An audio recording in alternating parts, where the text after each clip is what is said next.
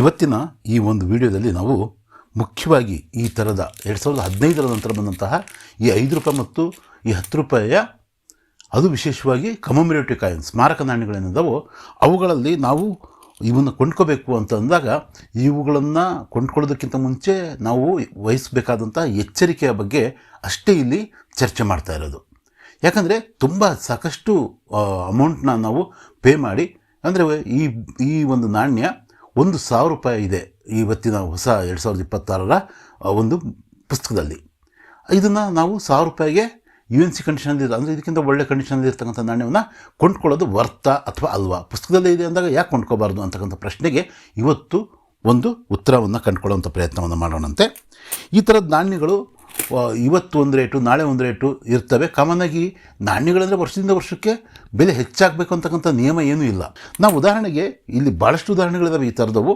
ಆದರೆ ತುಂಬ ಅಜಗಜಾಂತರ ವ್ಯತ್ಯಾಸವಾಗಿ ತುಂಬ ಕಡಿಮೆ ಆಗಿರ್ತಕ್ಕಂಥ 2016ರಲ್ಲಿ ಬಂದಂತಹ ಈ ಬಿಜು ಪಟ್ನಾಯಕ್ ಅವರ ಈ ಒಂದು ನಾಣ್ಯ, ಇದು ಈ ಹಿಂದಿನ ವರ್ಷಗಳಲ್ಲಿ ಅಪ್ ಟು 1,000 ರೂಪಾಯಿವರೆಗೂ ಕೂಡ UNC ಕಂಡೀಷನಲ್ಲಿ ಈ ನಾಣ್ಯದ ಬೆಲೆ ಕೊಡಲಾಗಿತ್ತು. ಆದರೆ ಹೊಸ ಬುಕ್ಕಲ್ಲಿ ಈ ನಾಣ್ಯದ ಬೆಲೆ 30 ರೂಪಾಯಿ ಇದೆ. ಹೀಗೇಕೆ ಅಂತಕ್ಕಂಥ ಒಂದು ಪ್ರಶ್ನೆಗೆ ಉತ್ತರ ಈ ಒಂದು ವಿಡಿಯೋದಲ್ಲಿ ನಿಮಗೆ ಸಿಗುತ್ತೆ. ಅಂದರೆ ಎಸ್ಪೆಷಲಿ ಕಲ್ಕತ್ತಾ ಮಿಂಟಿಂದ ಬಂದಿರತಕ್ಕಂಥ ನಾಣ್ಯಗಳು ಯಾಕೋ ಏನೋ ಗೊತ್ತಿಲ್ಲ, ಅವು ತುಂಬ ಒಂದೇ ಕಡೆ. ಇವತ್ತು ದುರ್ದೈವ ಏನಂದರೆ, ನ್ಯೂಮಿಸ್ಮ್ಯಾಟಿಕ್ ಇದರ ದುರ್ದೈವ ಏನಂದರೆ, ಇವತ್ತು ನನಗೆ ಈ ಥರದ ಒಂದು ನಾಣ್ಯ ಬೇಕು, ಇನ್ನೊಂದು ಥರದ ಇನ್ನೊಂದು ನಾಣ್ಯ ಬೇಕು, ಇನ್ನೊಂದು ಥರದ ಇನ್ನೊಂದು ನಾಣ್ಯ ಬೇಕು, ಅಥವಾ ಮಿಂಟ್ ವೈಸ್ ಬೇಕಾದರೆ ಈ ಥರದ ಒಂದು 2 ಮಿಂಟಿಂದ ಬಂದಿದ್ದು, ಒಂದು ಹೈದರಾಬಾದ್ ಮಿಂಟಿಂದ, ಒಂದು ಕಲ್ಕತ್ತಾ ಮಿಂಟಿಂದ, ಇವನ್ನು ನಾವು ಸಂಗ್ರಹಿಸಬೇಕು ಇಲ್ಲಿವರೆಗೂ. ಅಂದರೆ ಇದಕ್ಕಿಂತ ಒಳ್ಳೆ ಕಂಡೀಷನಲ್ಲಿ ಇರ್ತಕ್ಕಂಥ ಇನ್ನೊಂದು ನಾಣ್ಯ ಸಿಗೋವರೆಗೂ. ಆದರೆ ಇಲ್ಲಿ ಪ್ಯೂರ್ ಆದಂತಹ ಸಂಗ್ರಾಹಕರು, ಅಂದರೆ ನಿಜವಾದ ಸಂಗ್ರಾಹಕರು, ಕಾಯಿನ್ ಕಲೆಕ್ಟರ್ಗಳು ಸಂಖ್ಯೆ ಕಡಿಮೆ ಆಗ್ತಾಯಿದೆ. ಈಗ ಜಾಸ್ತಿ ಜನ ಇರ್ತಕ್ಕಂಥವ್ರು ಮಾರ್ತಕ್ಕಂಥವ್ರು, ನಮ್ಮ ಹತ್ರ ಈ ಥರದ ನಾಣ್ಯ ಇದೆ, ನಾವು ಮಾರಬೇಕು, ದುಡ್ಡು ಮಾಡಬೇಕು.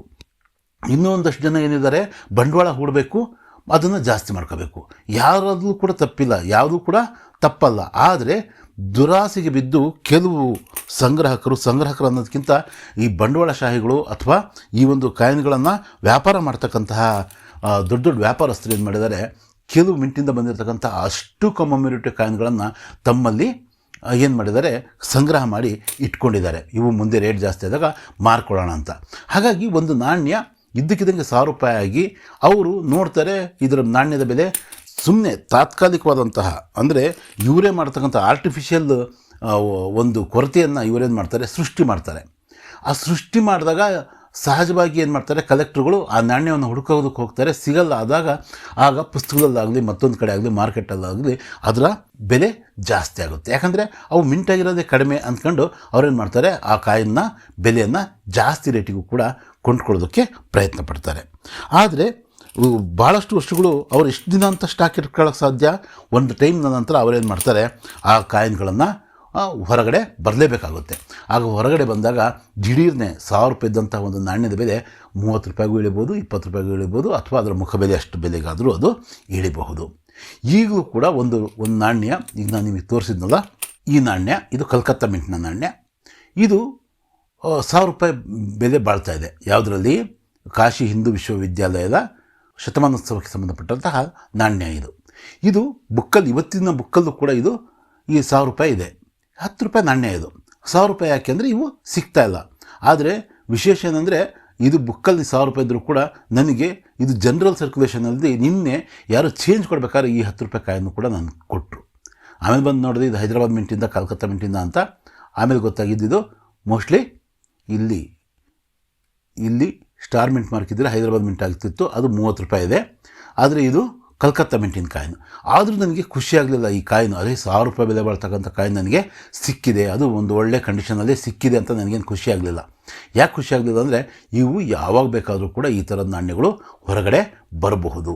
ಹೊರಗಡೆ ಬಂದು ಇದರ ಬೆಲೆಯನ್ನು, ಬುಕ್ ಪ್ರೈಸ್ ಏನಿದೆಯೋ ಆ ಪ್ರೈಸು ಕಡಿಮೆ ಆಗ್ಬೋದು. ನಾನು ಈ ಒಂದು ವಿಷಯವನ್ನು ತಮ್ಮಲ್ಲಿ ಹೇಳ್ತಾ ಇರೋದೇನಪ್ಪ ಅಂದರೆ, ಯಾವುದೇ 2015-16ರಲ್ಲಿ ನಂತರ ಬಂದಿರತಕ್ಕಂಥ 5 ರೂಪಾಯಿ ಮತ್ತು 10 ರೂಪಾಯಿ ನಾಣ್ಯಗಳು, ಈ ಥರ ಕಮಮರೇಟಿವ್ ಕಾಯಿನ್ಸ್ಗಳು ಏನಿದಾವೋ ಅವುಗಳನ್ನ ನೀವು ಹೆಚ್ಚು ಬೆಲೆಗೆ, ಅಂದರೆ ಇದು 1,000 ರೂಪಾಯಿ ಇದು, ನನಗೆ ನಂತರ ಯಾರನ್ನ ಬಂದು ಮಾರಾಟಕ್ಕೆ ಬಂದಾಗ ನಾನು 100-200 ರೂಪಾಯಿ ತೊಗೊಂಡ್ಬಿಡ್ತಿದ್ದೆ ನಾನು. ಆದರೆ ಈಗ ಸದ್ಯಕ್ಕೆ ಆ ಥರದ ಅವಸರ ಮಾಡ್ಕೊಳ್ಳೋದು ಬೇಡ.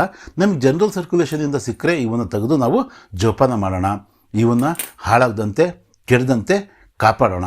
ಅಷ್ಟು ಬಿಟ್ಟರೆ ನಾವು ಹೆಚ್ಚೆಚ್ಚು ಬೆಲೆ ಕೊಟ್ಟು ಈ ಕಾಯಿನ್ಗಳನ್ನು ಕಲೆಕ್ಟ್ ಮಾಡೋದು ಬೇಡ ಅಂತಕ್ಕಂಥದ್ದನ್ನೇ ನಾನು ಈ ಒಂದು ಇದರಲ್ಲಿ ಹೇಳ್ತಾ ಇರೋದು. ಅಂದರೆ ಈ ಬೈಮೆಟಲ್ ಕಾಯಿನ್ಸು 5 ರೂಪಾಯಲ್ಲಿ ಇರ್ಬೋದು, ಈ ಥರದ ನಿಕ್ಕಲ್ ಬ್ರಾಸ್ನ ಕಾಯಿನ್ಗಳು ಆಗಿರ್ಬೋದು. ಇವು ಯಾವಾಗ ಬೇಕಾದ್ರೂ ಕೂಡ ಇವುಗಳ ರೇಟು ಕಡಿಮೆ ಆಗ್ಬೋದು. ಇದು ಎಸ್ಪೆಷಲಿ ಕಲ್ಕತ್ತಾ ಮಿಂಟ್ನ ಕಾಯಿನ್ಗಳು ಮಾತ್ರ ಮೊದಲು ಜಾಸ್ತಿ ರೇಟ್ ಇರ್ತವೆ ಬುಕ್ಕಲ್ಲಿ, ಆಮೇಲೆ ಬರ್ತಾ ಬರ್ತಾ ಕಡಿಮೆ ಆಗ್ತಿದ್ದಾವೆ. ಇದನ್ನೇ ತಮ್ಮ ಗಮನಕ್ಕೆ ತರಬೇಕಾಗಿತ್ತು ಈ ಒಂದು ವಿಡಿಯೋ ಮುಖಾಂತರ. ಇನ್ನೇನು ವಿಶೇಷ ಇಲ್ಲ.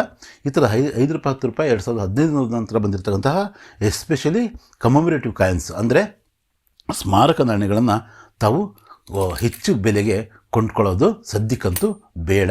ಇವೆಲ್ಲವೂ ಕೂಡ ಯಾರೋ ಸಂಗ್ರಾಹಕರ ಹತ್ರ ಅತಿ ಹೆಚ್ಚು ಸಂಖ್ಯೆಯಲ್ಲಿ ಇದ್ದರೂ ಕೂಡ ಅವು ಇವತ್ತಲ್ಲ ನಾಳೆ ಹೊರಗಡೆ ಬರ್ತವೆ, ಅವುಗಳ ರೇಟು ಸಹ ಕಡಿಮೆ ಆಗ್ಬೋದು.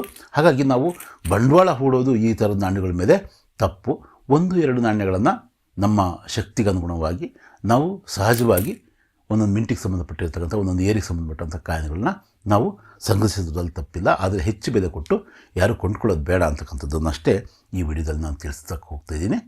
ಮತ್ತೆ ಇನ್ನೊಂದು ವಿಡಿಯೋದಲ್ಲಿ ಸಿಗೋಣಂತೆ. ಧನ್ಯವಾದಗಳು.